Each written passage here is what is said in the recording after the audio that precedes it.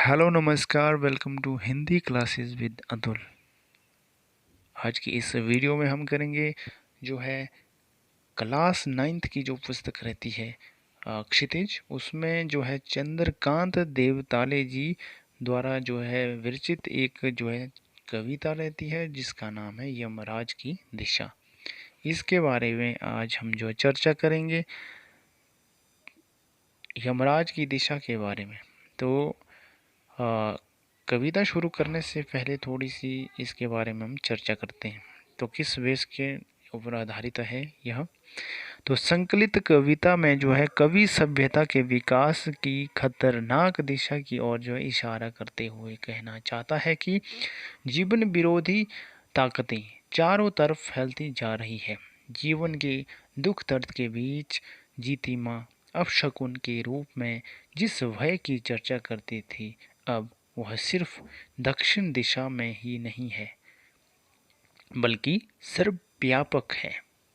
सभी तरफ फैलते विध्वंस, हिंसा और मृत्यु के चिन्हों की ओर इंगित करके कवि इस चुनौती के सामने खड़ा होने का मौन आह्वान करता है। तो कविता का नाम है यमराज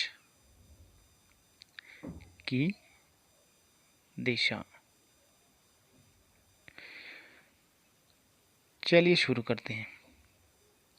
इस कविता में जो है यमराज की दिशा में कवि जो जैसे दिशा के बारे में यहाँ पे कहा गया है, छोटी सी हिंट दे देता हूँ मैं आपको शुरू करने से पहले कि जो है एक दक्षिण दिशा को यहाँ पे जो है अशुभ माना गया है, यानी कि दक्षिण दिशा जो है यमराज की दिशा को माना गया है। और ऐसे लोगों की कहावत भी है कि ऐसे कहते हैं कि दक्षिण दिशा जो है यमराज की दिशा होती है। उसी बात को जो है कवि की माँ जो है कवि से कहती है और इसके ऊपर यहाँ पे जो है बताया गया है। तो चलिए शुरू करते हैं हम इस कविता को और विस्तार पूर्वक आपको समझाते भी हैं। यमराज की दिशा, कवि का नाम चंद्रकांत देवताले जी। माँ की ईश्वर से मुलाकात हुई या नहीं कहना मुश्किल है। यहाँ पे कवि कह रहा है, चंद्रकांत देवताले जी कहते हैं कि जो माँ की, मेरी माँ की जो है ईश्वर यानी कि भगवान से मुलाकात हुई या नहीं कहना मुश्किल है। यानी कि यह कहना जो है बहुत मुश्किल है। यह मैं नहीं बता सकता कि यह मैं पूरे दावे के साथ नहीं कह सकता कि ईश्वर के साथ मुलाकात हुई भी या नहीं माँ की। पर वह जानती थी जैसे ईश्वर से उसकी बातचीत होती रहती है और उससे प्राप्त सलाहों के अनुसार जिंदगी जीने और दुख बर्दाश्त करने की रास्ते खोज लेती है। और इसमें कहते हैं कि ईश्वर से उसकी बात होती रहती है और पर वह जताती थी।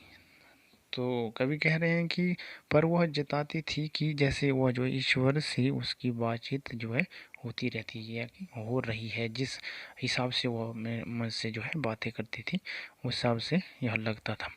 और उससे प्राप्त सलाहों के अनुसार जो है ज़िंदगी जीने और दुख बर्दाश्त करने, और ज़िंदगी कैसे जी जाती है और दुख को बर्दाश्त यानी कि सहन कैसे करते हैं, करने के रास्ते जो है खोज लेती थी कवि की माँ।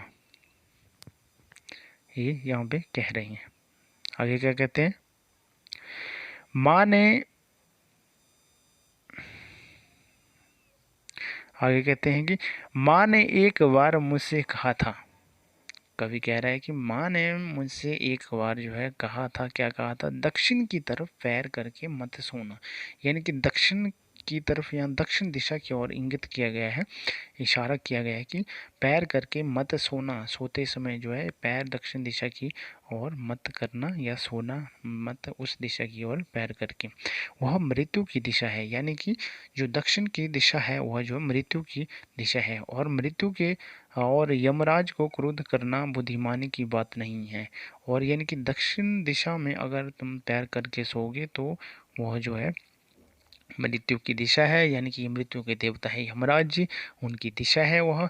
और वहाँ पे उस तरफ अगर तुम पैर करोगे तो उनका अपमान होगा। और यमराज को क्रुद्ध करना यानी क्रोधित करना, क्रोध करना का अर्थ है क्रोध करना का अर्थ है क्रोधित करना या गुस्सा करना जो है बुद्धिमानी की बात नहीं बल्कि बेवकूफ़ी की बात है। यह बुद्धिमानी की बात नहीं है, और जो कि खतरे को जो है अपनी तरफ बुलाना ज़बरदस्ती, ये बुद्धिमानी की बात नहीं है।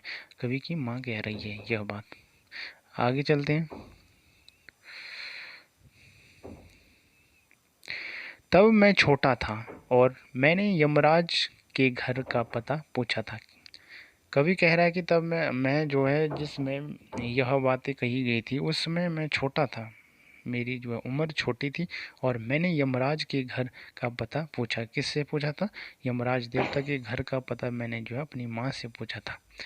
उसने बताया था, किसने बताया था? कवि की माँ ने बताया था, तुम जहाँ भी हो वहाँ से हमेशा दक्षिण में, यानी कि तुम जहाँ पर भी हो यानी रहते हो या तुम पैर किया हुआ है जहाँ पर भी हो उसकी दक्षिण दिशा यानी कि दक्षिण साइड में जो है यमराज जी का घर है। यह जो है माँ जो है कहते हैं, यह बताया था कवि को। अब चलते हैं आगे। आगे क्या कहता है कवि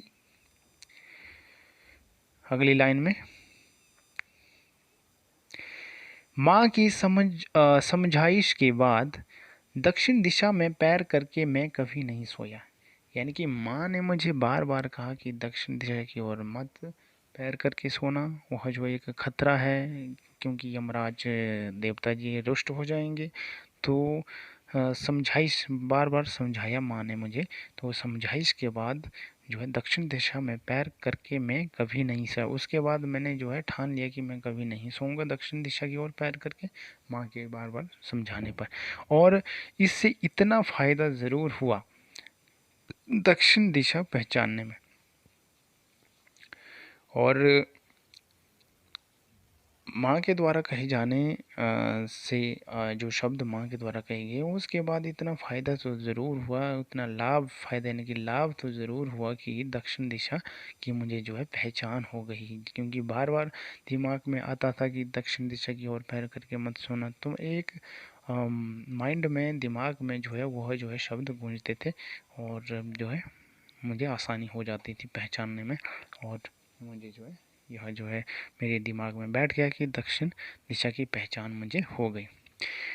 मुझे कभी मुश्किल का सामना नहीं करना पड़ा, और इससे दिशा को पहचानने में मुझे जो है कोई मुश्किल नहीं लगी, क्योंकि बार बार एक ही शब्द का जो है माँ जिक्र करती थी, तो इससे मुझे आसानी हुई पहचानने में। आगे क्या कहते हैं? आगे क्या कहता है कवि? मैं दक्षिण में दूर दूर तक गया और मुझे हमेशा माँ याद आई। यानी कि दक्षिण में दिशा में मैं दूर दूर तक गया। कभी दक्षिण दिशा में क्यों जा रहा है दूर दूर? क्योंकि वह जो है कवि की माँ ने कहा था कि दक्षिण दिशा में जो है यमराज की दिशा है और यमराज का घर है वहाँ पे, तो वह जो है यमराज जी के घर को ढूंढने के लिए दक्षिण दिशा की ओर जो है निकल पड़ा। और लेकिन माँ के शब्द जो है उसे याद आते रहे जब वो चलता रहा दक्षिण दिशा की ओर। और दक्षिण को लांग लेना संभव नहीं था, होता छोर तक पहुँच पाना तो यमराज का घर देख लेता। तो कवि कह रहा है कि दक्षिण दिशा की ओर मैं जो बढ़ रहा था उसके बाद जो है मुझे ऐसा अनुभव हुआ कि दक्षिण को लांग लेना जो है संभव नहीं है, यानी कि इतना आसान नहीं है कि दक्षिण को लांघना या उसके जो है छोर तक पहुंचना, क्योंकि दिशा जो है का कोई अंत ही नहीं है। यानी कि पृथ्वी की में आप दक्षिण दिशा में जाओगे तो आप को कोई छोर नहीं मिलेगा, बस चलते जाओगे चलते जाओ। उसी तरह कभी भी यहाँ अपनी बात कह रहा है कि वह जो है दक्षिण दिशा को जो है स्पर्श करना या उसे देखना इतना आसान नहीं है, क्योंकि वह जो है संभव नहीं लगा कवि को। होता छोर तक पहुंच पाना तो यमराज का घर देख लेता। और कहता है कि अगर वह संभव हो जाता तो मैं यमराज का घर ही नहीं देख लेता। तो ये यहाँ कवि कह रहा है। आगे क्या कहते हैं, पर आज जिधर भी पैर करके सोऊं। कवि कह रहा कि पर आज जिस भी दिशा में जो है, ये तो थी बचपन की बात, अब लेकिन आज का समय ऐसा कि आज जिधर भी पैर करके मैं जो है सोता हूँ रात को, तो क्या होता है वहीं दक्षिण दिशा हो जाती है। यानी कि वहीं दक्षिण दिशा का अर्थ है यमराज से है, जहाँ मृत्यु का बोलबाला है चारों तरफ। तो ये उसकी ओर जो है इशारा करती है। सभी दिशाओं में यमराज की आलीशान महल है। यानी कि सभी दिशाओं में जो है मौत ही मौत है। चाहे आप दक्षिण में करो दिशा हो, पूर्व हो, पश्चिम हो, सभी जगह जो है यमराज विराजमान है। और वे सभी को एक साथ अपनी दहकती आंखों सहित विराजते हैं। यानी कि यमराज देवता जी होते हैं जो कि अपने सभी में एक साथ जो है अपनी दहकती दहकती क्रोध भरी आंखों सहित जो है दहकती जो ज्वाला सी जो आंखों से जो है सभी सहित जो है विराजते हैं चारों तरफ। उनका ही जो बोलबाला है और हर तरफ जो है मौत है आज के समय में। इसमें कोई दिशा स्पेशल नहीं है कि जिसकी ओर जो है ध्यान दिया जा सके। माँ अब नहीं है और यमराज की दिशा भी वह नहीं रही जो माँ जानती थी। कवि कह रहा है कि अब जो है माँ जीवित नहीं है, अर्थात यानी कि कवि बड़ा हो चुका है और कहता है कि माँ अब जिंदा नहीं, यानी कि वो जो मर चुकी है, मृत्यु को प्राप्त हो चुकी है। और यमराज की दिशा भी वह नहीं रही, और यमराज की दिशा जो वह दक्षिण में कहते थे वह भी अब नहीं रही, क्योंकि यमराज का बोलबाला चारों तरफ है, यमराज देवता जी का, यम देवता जी का। और जो जिस दिशा को माँ जानती थी वह जो है अब नहीं रही। तो यह छोटी सी एक कविता थी जो कि जो है रोमांचित थी, यमराज की दिशा। और कवि का नाम था चंद्रकांत देवताले जी।